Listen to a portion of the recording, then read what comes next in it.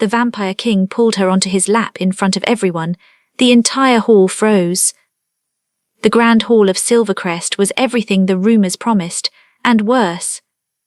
Isla Thorne kept her chin high as she walked the crimson carpet, though her heart hammered against her ribs like a caged bird. Enormous pillars of black marble stretched toward a ceiling lost in shadow, and chandeliers of bone and crystal cast flickering light across the assembled vampires. Hundreds of glowing eyes tracked her progress, some amber, some silver, all hungry. She was the only human in the room. "Steady," her father whispered beside her, his hand trembling on her elbow. Lord Matthias Thorne, the human territory's most skilled diplomat, looked every one of his 50 years tonight. "Remember why we're here." As if she could forget.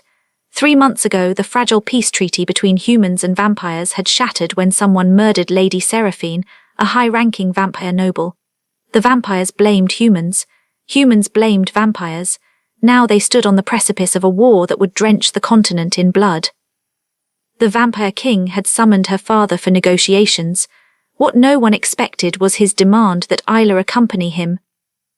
At the far end of the hall, upon a throne of twisted silver that seemed to grow from the floor itself, sat King Aurelius Morgrave. Isla's breath caught despite herself. She'd heard the stories, the immortal king who'd ruled for 3 centuries, who'd unified the vampire clans through cunning and ruthlessness, whose very name made hardened warriors pale. She'd expected a monster draped in darkness and malice. She hadn't expected him to be beautiful. Aurelius looked no older than 30, with features sharp enough to cut glass and a lean, powerful frame draped in black and silver. But it was his hair that truly stunned her, thick golden blonde that fell past his shoulders, catching the light like spun wheat. It should have softened him. Instead, paired with those predatory golden eyes and that cruel, sensual mouth, it only made him more otherworldly, more dangerous. He watched her approach with the absolute stillness only the very old vampires possessed, his expression unreadable. "Your Majesty," her father bowed deeply, "I present my daughter, Lady Isla Thorne, as requested." Isla sank into a curtsy, keeping her eyes lowered. Every instinct screamed at her to run, but she forced herself still. "Lord Thorne," Aurelius's voice rolled through the hall like distant thunder, smooth, ancient, compelling. "How gracious of you to accept my invitation." Invitation, as if they'd had a choice. "The honor is ours, Your Majesty," her father said carefully. "Is it?" Something dark flickered in the king's tone. "I wonder, tell me, Lord Thorne, what do you know of Lady Seraphine's murder?" The hall went deathly quiet. "Only what the reports stated, Your Majesty, that she was found drained of blood in the border town of Ashford with a human weapon nearby. But I swear to you, no human sanctioned such an act. We seek peace, not..." "Peace," Aurelius leaned forward slightly, and Isla felt the weight of his attention like a physical pressure. "Your people speak of peace while my cousin lies in ash. Your governor was seen arguing with her the night she died." "A disagreement about trade routes, nothing more. Governor Wells would never..." "Silence." The single word cracked like a whip. Matthias's mouth snapped shut. Aurelius rose from his throne in one fluid motion, descending the steps with inhuman grace. He moved like liquid shadow, and the crowd of vampires parted before him without a sound. Isla's pulse thundered in her ears. She could smell him now, winter frost and old leather and something indefinably otherworldly. He circled them slowly, a predator assessing prey. "I have grown weary of words, Lord Thorne," Aurelius said softly. "Words are wind, they shift and change. I require something more, substantial to ensure your cooperation in these negotiations." Her father's hand tightened on her arm. "What are you proposing?" The king stopped directly in front of Isla. She could feel the cold radiating from him, could see the inhuman perfection of his skin, smooth and pale as marble. Up close his eyes were molten gold, ancient and knowing. "Your daughter will remain here," Aurelius said, "as my guest." Ice flooded Isla's veins. "No." Every vampire in the hall drew a sharp breath. Her father went rigid beside her. Aurelius tilted his head, and for the first time something like amusement touched his features. "No." Too late Isla remembered where she was, who she was addressing. But pride and terror had loosened her tongue and she couldn't seem to stop. I won't be used as a hostage to. Isla, please, her father hissed desperately.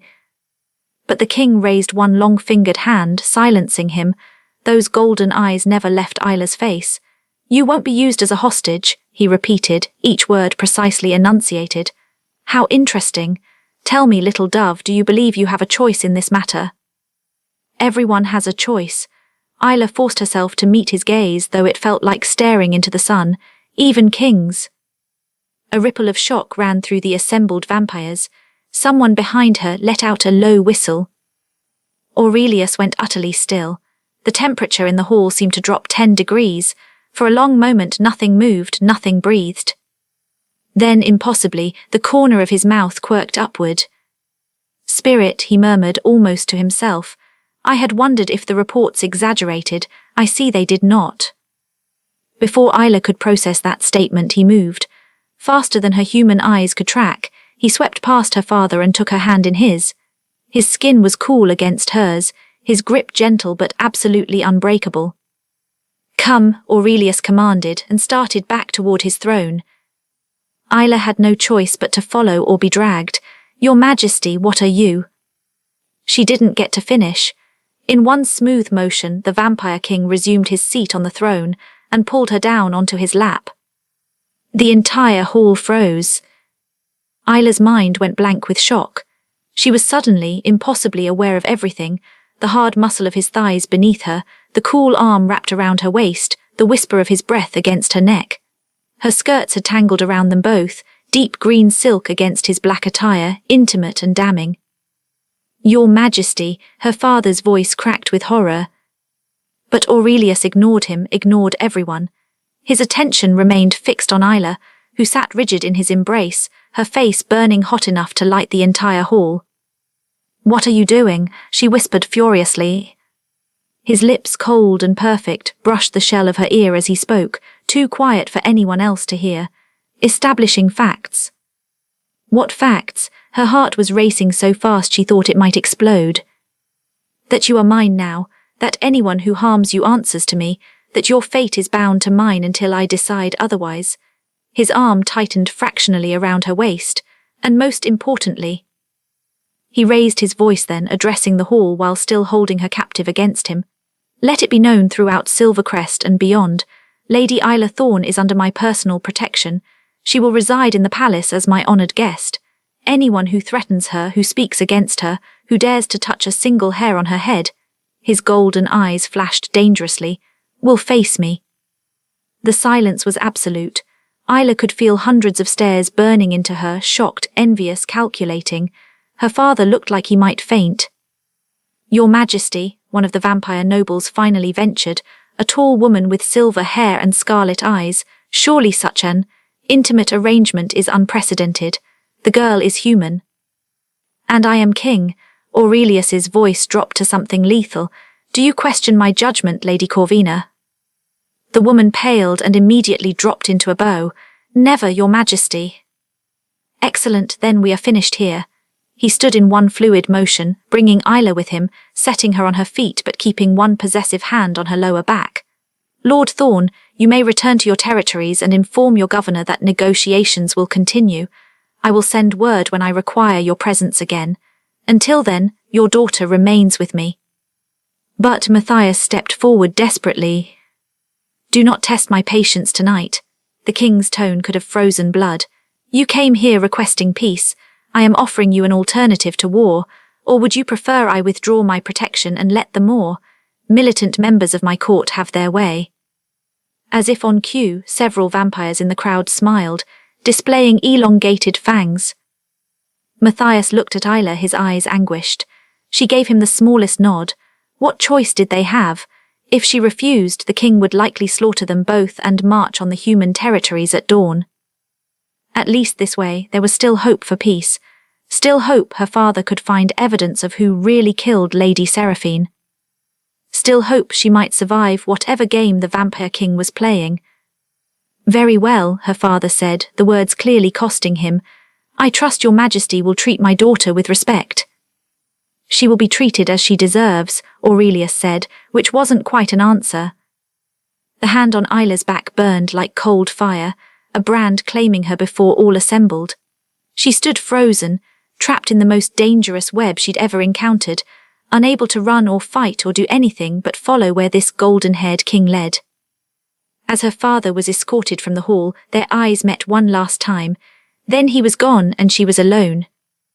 Alone with a king who just claimed her in front of his entire court. Alone in a palace of monsters. Aurelius leaned down, his lips once again at her ear, his blonde hair falling forward to curtain them from the watching crowd. When he spoke, his voice was soft as silk and sharp as a blade. Now then, little dove, let us discuss why you're really here.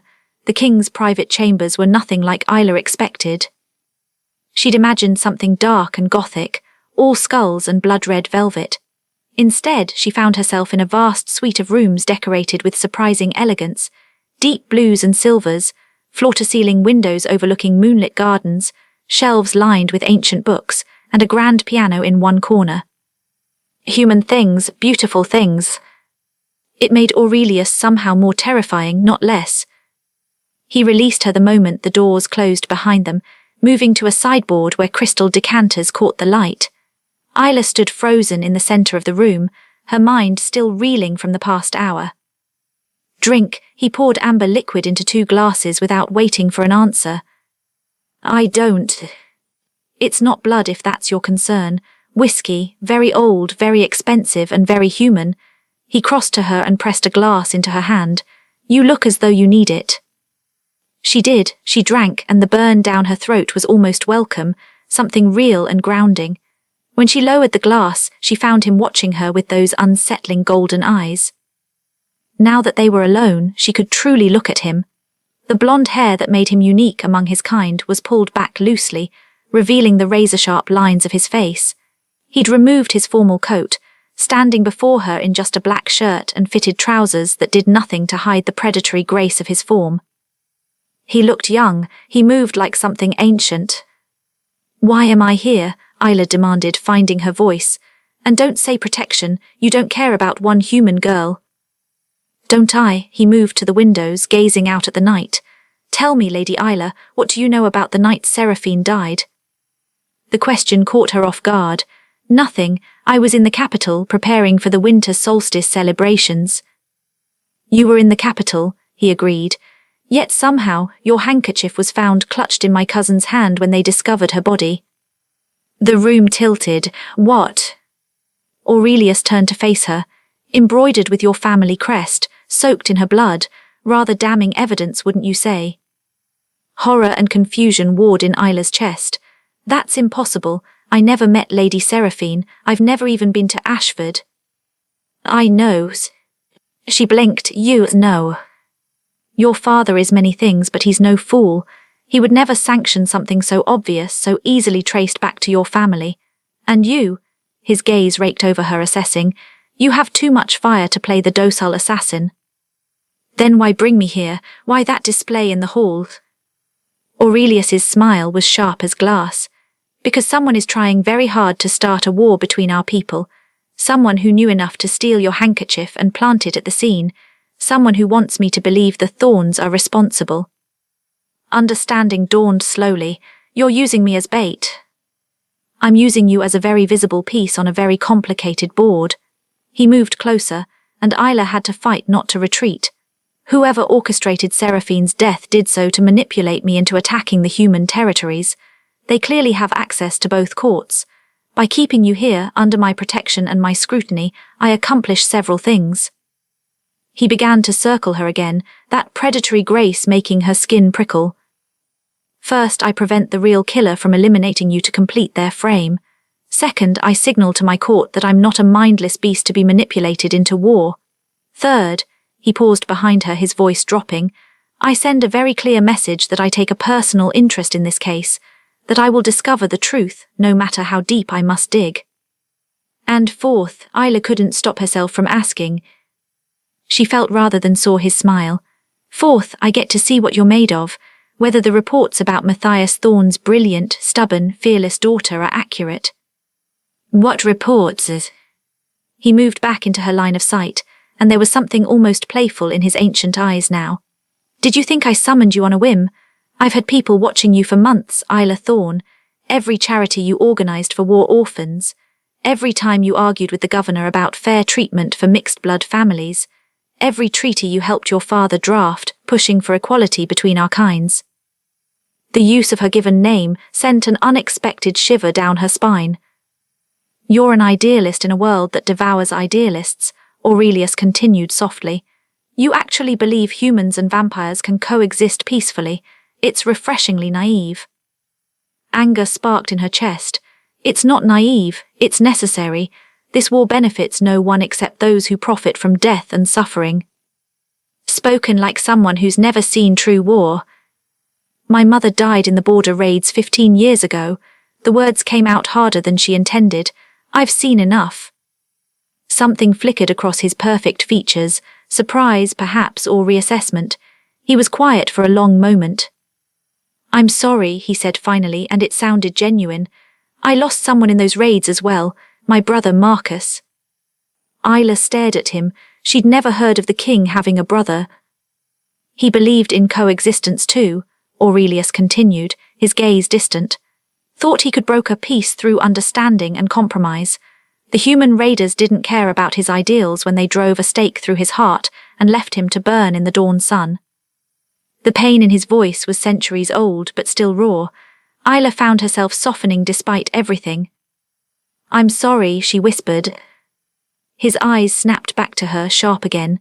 Don't apologize. Just understand that I've played this game far longer than you've been alive. I know how it ends. Maybe you've been playing it wrong. The words hung between them, dangerous and defiant. Aurelius went very still. Then he laughed, a real laugh, startled and genuine. You truly have no sense of self-preservation, do you? I have plenty. I'm just not stupid enough to think cowering will save me if you want me dead. True enough, he moved to the sideboard and refilled his glass. Tell me about the winter solstice celebration. Everyone in attendance, every detail you can remember. So it began. For the next hour, Aurelius questioned her with the precision of a master interrogator, pulling apart her memories of the weeks before Seraphine's death. Where she'd been, who she'd spoken to, when her handkerchief might have gone missing. Gradually, Isla began to see the brilliant, dangerous mind behind those golden eyes. This was no mere warrior king.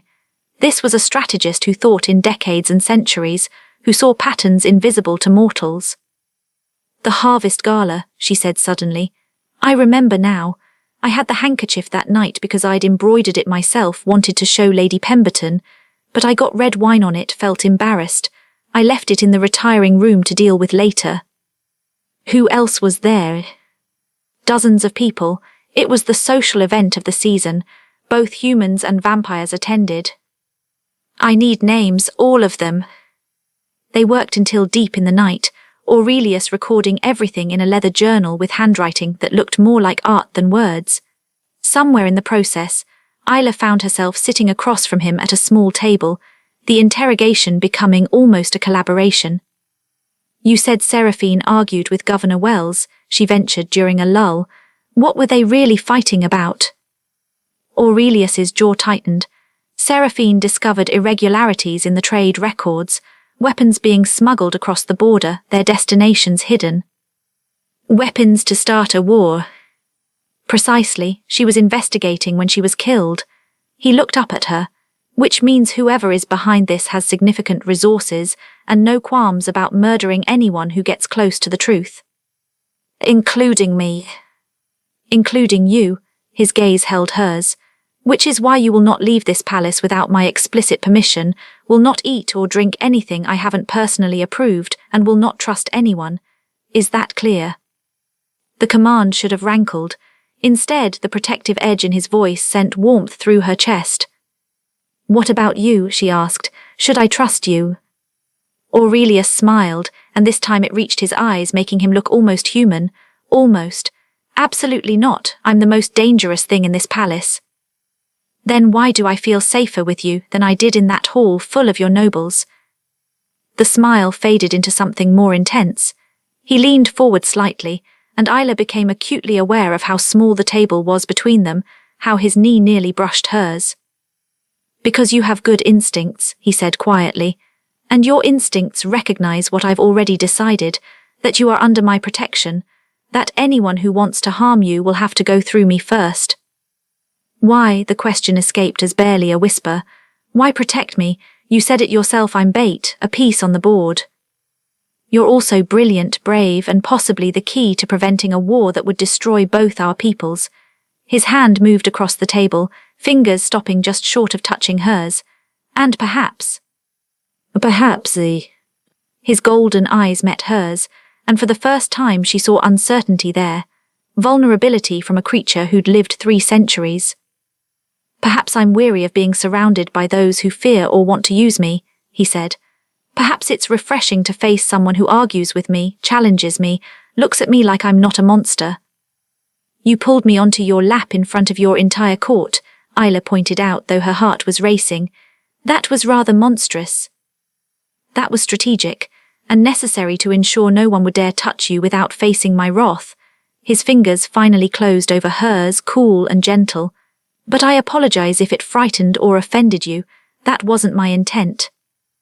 The sincerity in his voice undid something in her chest. What was your intent? To keep you alive, to keep you close. His thumb traced a slow circle on the back of her hand, the gesture almost absent, as if he didn't realize he was doing it. To perhaps understand why every report about you made me more curious to meet you. Isla's breath caught. You were curious about me. Dangerously so. His smile turned wry. Ask me why I really demanded you accompany your father, why I insisted on you specifically. Why? Because I needed to know if you were real. If someone could truly still believe in peace after everything our peoples have done to each other. If those eyes that supposedly flashed with righteous anger when defending the helpless were truly as extraordinary as my spies claimed. He stood, moving around the table toward her, and Isla found herself standing to meet him. They were close now, close enough that she could see flecks of amber in his golden irises, could feel the unnatural cold of his presence. And she managed. And you're more than I imagined. His hand came up to cup her face, the touch feather light, giving her every opportunity to pull away.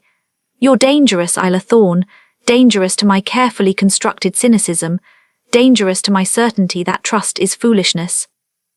Aurelius, his name felt strange on her tongue, intimate and forbidden. SHH, his thumb brushed her cheek. Dawn approaches, you need to rest. I'm not tired. Liar, but he said it fondly. Come. He led her to a door she hadn't noticed, revealing a luxurious bedroom decorated in soft greys and whites. The bed was enormous, piled with silk pillows. This is your room, Aurelius explained. Connected to mine but completely private. The lock only works from your side. The consideration in that detail surprised her. Where will you be? I don't sleep much. I'll be working on our suspect list, correlating the names you gave me with the trade records Seraphine compiled. He paused in the doorway. Sleep well, little dove. Tomorrow we have a court to navigate and a murderer to catch. Aurelius, she called as he turned to leave. Yes. Thank you for protecting me, for believing I'm not involved. Something soft crossed his features. Thank you for trusting me enough to stay, for not fighting when I pulled you into a rather compromising position. Heat flooded her cheeks at the memory. That was embarrassing. That was necessary. Now every vampire in the kingdom knows you're mine to protect. His eyes glinted. Sleep, we have much to do tomorrow. He closed the door softly behind him, leaving Isla alone with her racing thoughts. Mine to protect, he'd said. But as she changed into the nightgown, she found laid out on the bed and slipped between cool silk sheets. She wondered if protection was all the dangerous, beautiful, unexpected Vampire King had in mind. And more terrifyingly, she wondered if she wanted it to be. 5 days in the Vampire King's palace taught Isla several surprising things. First, Aurelius was a better chess player than anyone she'd ever met, and their nightly games had become a battleground of wit and strategy that left her exhilarated and frustrated in equal measure. Second, not all vampires were monsters. The king's personal guard, Captain Thuron, had gone out of his way to make her feel welcome. Even Lady Corvina, who'd initially seemed hostile, had warmed to her after Isla helped settle a dispute between two lesser nobles with diplomatic finesse. Third, and most dangerous of all, she was developing feelings for her captor. It was difficult not to when Aurelius spent hours working beside her each night, investigating the conspiracy with brilliant focus. When he remembered, she preferred honey in her tea. When he absently reached for her hand while thinking, as if her presence grounded him. When he looked at her like she was something precious. They'd narrowed the suspect list considerably. The smuggled weapons originated from a human merchant named Caspian Voss, but he had financial ties to several vampire nobles. The pattern suggested someone operating in both worlds, someone with resources and political access. Someone at the harvest gala where her handkerchief had gone missing. Tonight, Aurelius had called a court gathering, ostensibly a celebration of the new moon, but really an opportunity to observe their suspects in action. Isla descended the grand staircase in a gown the king had sent to her room, midnight blue silk that hugged her curves and cascaded around her legs like water. Sapphires glittered at her throat and ears, and her dark hair had been swept up by the vampire servants who'd attended her. The entire ensemble was clearly designed to send a message. She belonged here. She was under the king's favour. The great hall had been transformed since her first night, softened with candlelight and music. Vampires in elegant attire mingled and danced, and Isla spotted several other humans among them, servants, blood donors, a few ambassadors. But all eyes turned to her as she entered. Aurelius detached himself from a group of nobles immediately, crossing to meet her at the stairs. He wore black as always, but embroidered with silver thread that caught the light with each movement. His blonde hair was loose tonight, falling around his shoulders like a lion's mane. He was devastating. You look, he paused, seeming to search for words, extraordinary. Heat crept up her neck. The gown is beautiful, thank you. The gown is adequate. You make it extraordinary. He offered his arm. Come, let me introduce you properly to those who'll be your companions if you choose to stay beyond this investigation. If she chose to stay, the words hung between them, weighted with possibility. Isla took his arm, and they swept into the crowd together. The next hour was a whirlwind of introductions and careful observation. Isla smiled and charmed while watching everyone Aurelius had flagged as suspicious. Lord Darius, whose trading company shared warehouses with Voss, Lady Moira, who'd been Seraphine's rival for a seat on the council, Ambassador Cross, the human envoy who'd argued most vehemently for war after the murder. Each had means, motive, and opportunity. None revealed anything damning. Patience, Aurelius murmured during a break in conversations. His hand rested on her lower back, a now familiar touch that sent shivers through her. Guilty minds always reveal themselves given time. And if they don't, then we spring the trap. His smile was sharp. I may have let it slip that you've remembered crucial details about the harvest gala, that you saw someone taking your handkerchief. Alarm shot through her. You're using me as bait again. I'm using us as bait. Do you trust me? She should say no. He was a vampire, an ancient predator playing games she barely understood. But when she looked into those golden eyes, she saw the man who'd played piano for her at 3 in the morning when she couldn't sleep, who'd listened to her ideas for peace treaties with genuine interest, who'd held her hand through her nightmares about her mother's death. Yes, she whispered, I trust you. Something blazed in his expression, possessive and fierce. Then dance with me. He led her onto the floor as a waltz began, pulling her into his arms with practiced ease. They danced before during their late-night conversations, with him teaching her the vampire court's variations. But this was different. This was performance. Every eye in the hall watched as the vampire king swept the human girl across the floor, their movements perfectly synchronized. His hand splayed across her back, holding her scandalously close. Her fingers curled into his shoulder, trusting him to lead. Do you see them? Aurelius murmured, spinning her gracefully. 11 o'clock. Ambassador Cross is speaking urgently with Lord Darius. Isla glanced over as they turned. Both men looked agitated, their conversation heated. They're afraid, she realized. They should be. If you remember seeing them, they'll hang. He pulled her closer as the music swelled. But look at Lady Moira. She's confused, not frightened. So she's not involved. Or she's a better actor. His lips quirked. The night is young. The waltz ended, but Aurelius didn't release her. Instead, he led her toward the throne, the same throne he'd pulled her onto 5 nights ago. Your Majesty, Isla questioned softly. Trust me, he repeated. He sat, and without the shock of the first time, Isla understood what he was asking. She settled onto his lap with more grace than before, arranging her skirts, allowing his arm to circle her waist. The court had gasped the first time. Now they watched with avid curiosity, this intimacy becoming something accepted, expected even. Isla felt the shift in power dynamics immediately. From here, elevated and enclosed in the king's clear protection, she could observe the entire room, could see Cross and Darius breaking apart, both trying to look casual, could see Moira watching them with narrowed eyes. Clever, she murmured to Aurelius. I have my moments. His thumb traced absent patterns on her hip, the touch burning through silk. Now we wait. They didn't have to wait long. Captain Thuron appeared at the throne's base, bowing deeply. Your Majesty, I apologize for the interruption, but there's a matter that requires your attention in the West Wing. The prisoner you ordered held has information. Aurelius tensed slightly, the only sign that this wasn't expected. What prisoner? Caspian Voss, sire. Your guards apprehended him an hour ago trying to flee the city. Murmurs rippled through the crowd. Isla felt Aurelius's hand tighten on her waist. Bring him to the interrogation chamber. I'll be there shortly. Of course, Your Majesty. Thuron bowed again and departed. The moment he was gone, Aurelius lifted Isla from his lap and stood. Lady Corvina, please escort Lady Isla to the library and remain with her until I return. Wait, Isla protested. I should go with you if Voss is talking. It could be a trap. His golden eyes were hard now, all predator. Thuron's been with me for decades, but everyone can be compromised. I won't risk you. Aurelius. He cupped her face in his hands, right there in front of everyone, his touch achingly gentle despite the urgency. Please, let me keep you safe. How could she argue with that?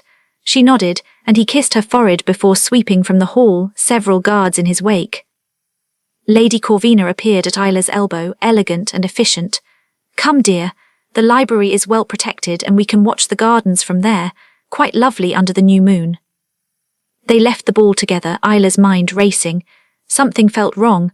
Why would Voss flee now? And how had Aurelius's guards found him when they'd been searching for days? The library was indeed beautiful, 3 stories of books and soft lighting. But Isla couldn't appreciate it, pacing anxiously while Corvina settled into a chair with inhuman patience. You care for him, the vampire woman observed. Isla froze. What? The king, you care for him. Don't bother denying it. I can hear your heartbeat spike whenever he's near. There seemed little point in lying. Is it that obvious? Only to those who pay attention. Corvina's scarlet eyes were knowing. For what it's worth, he cares for you as well. I've served Aurelius for 200 years. I've never seen him look at anyone the way he looks at you. Warmth bloomed in Isla's chest, followed immediately by fear. It doesn't matter if we can't solve this, if war comes. War won't come. Aurelius won't allow it. He's too brilliant, too determined. She smiled slightly, especially now that he has something to fight for beyond mere politics.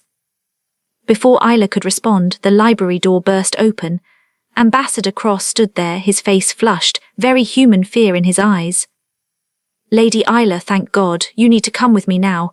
The king, there's been an accident. Isla's heart stopped. What happened? The prisoner had an explosive device. The interrogation chamber collapsed. The king is trapped and, Cross glanced at Corvina, we need someone he trusts to talk him through the rescue. He's injured, not thinking clearly. Every instinct screamed danger, but Aurelius injured, trapped. Corvina stood in one fluid motion, placing herself between Isla and Cross. The king would have sent Thuron or one of his personal guard, not a human ambassador. Cross's expression shifted, fear melting into something cold and calculating. Clever, but not clever enough. He moved with impossible speed, vampire speed, his hand striking Corvina's chest. She gasped and crumpled, blood blooming across her gown. Iron stake, Cross said calmly, his voice different now, deeper. Dipped in dead man's blood, she'll heal, but it will take time. He wasn't human, had never been human. Isla ran. She made it 3 steps before he was on her, one hand clamping over her mouth, the other pinning her arms. His strength was monstrous, inescapable. SHH, he crooned in her ear. This will be so much easier if you don't fight. Aurelius will be racing back here any moment. The Voss capture was a lovely distraction, and when he arrives he'll find you dead by your own father's dagger. Poetic, really. The grief will break him, make him irrational. He'll slaughter the human territories in revenge, and the war I need will finally begin. Isla thrashed wildly, trying to scream, but his hand was iron over her mouth. He dragged her toward the window, 3 stories up, overlooking the gardens. She saw the dagger in his other hand, recognized the Thorn family crest on the hilt. This was how she died, how everything ended. Then the window exploded inward in a shower of glass.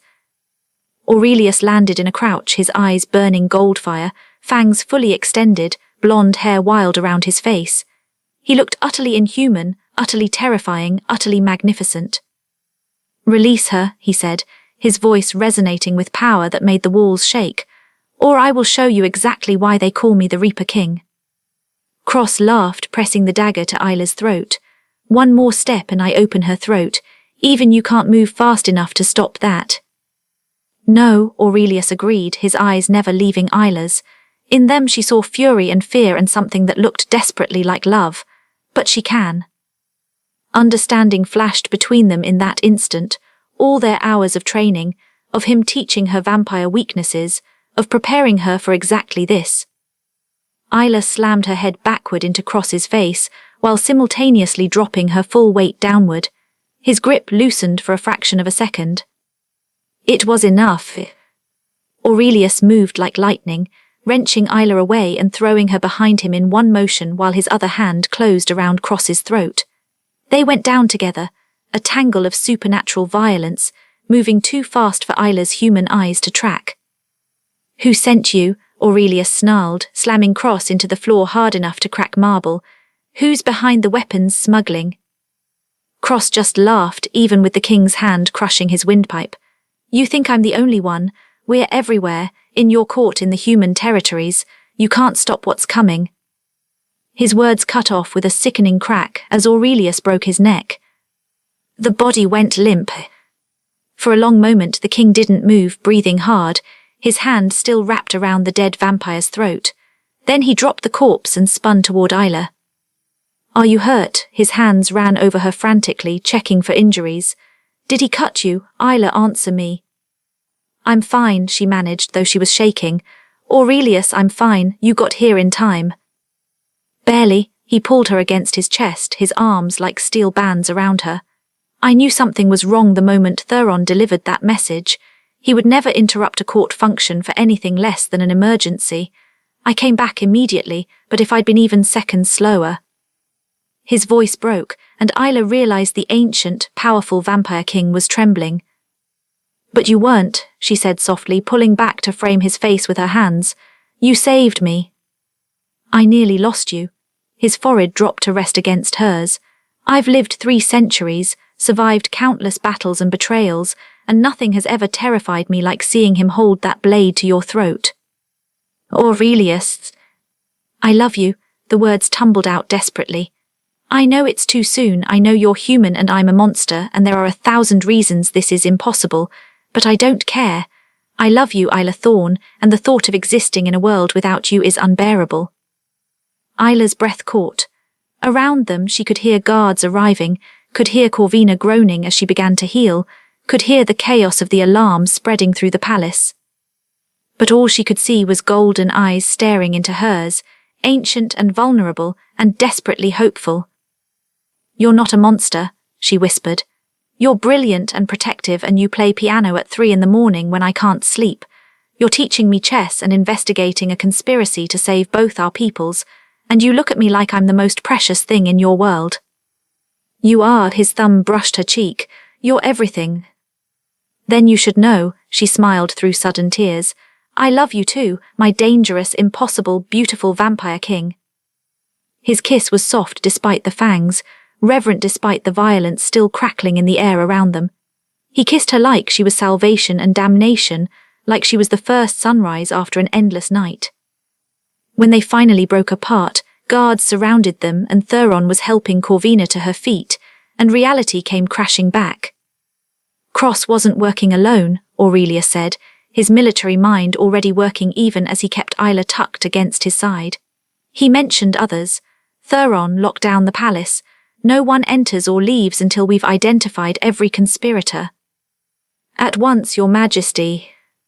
The investigation that followed took 3 more days and uncovered a conspiracy that reached into the highest levels of both governments.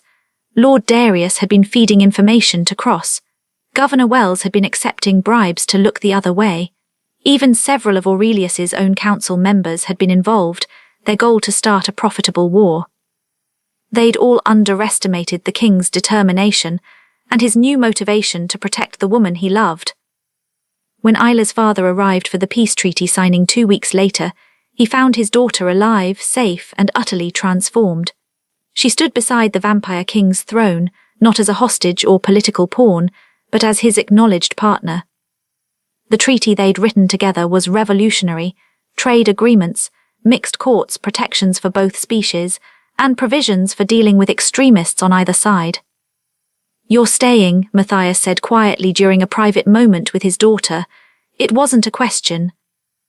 Isla looked across the room to where Aurelius stood speaking with human and vampire diplomats alike, his blonde hair catching the light, his golden eyes occasionally finding hers with unmistakable warmth. I'm staying, she confirmed, not as a hostage or a symbol, as his partner, his equal. And he treats you well.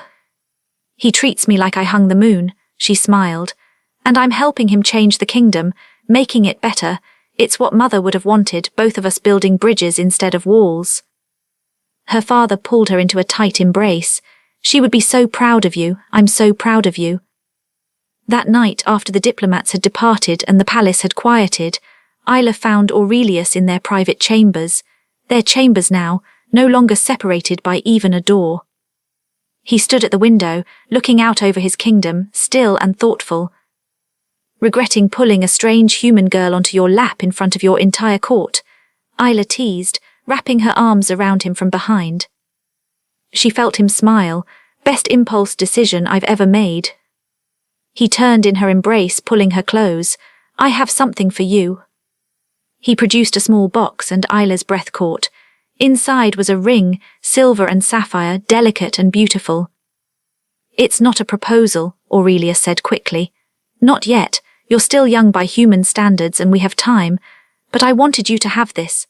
A promise that when you're ready, if you'll have me, I will spend the rest of your life and beyond making sure you never regret choosing a vampire king. Isla let him slip the ring onto her finger where it fit perfectly. And if I'm ready now.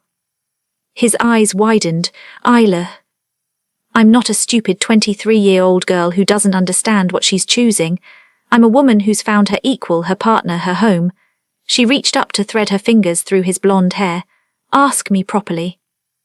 Aurelia sank to one knee right there, taking her hand in both of his, and even ancient and powerful as he was, she could see the emotion shaking through him. Isla Thorne, brilliant, brave, impossible woman, will you marry me? Will you be my queen, my partner, my love for whatever time we have? Yes, she said simply, yes to all of it. He surged to his feet and kissed her, deep and claiming, and Isla kissed him back with equal fervor, tasting forever in the press of cool lips and careful fangs. When they finally broke apart, Aurelius rested his forehead against hers. I pulled you onto my lap to make a political point, he murmured. I never expected to lose my heart in the process. Isla smiled against his lips. The entire hall froze that night, but my life started moving. Toward what? This, you, us. She pulled back to meet his golden eyes. A future where the vampire king and the human girl rewrite all the rules. Together, Aurelius agreed and kissed her again, sealing a promise that would change both their worlds forever. Outside, dawn approached, painting the sky in shades of gold and pink. But for the first time in 3 centuries, the Vampire King didn't retreat from the coming light. He had something more precious than darkness now. He had love, he had hope. He had her. Ready to lose yourself in more impossible romances? Join my Patreon. The link is in the description below. Exclusive and uncensored episodes are available only on Patreon. Check the link in the description.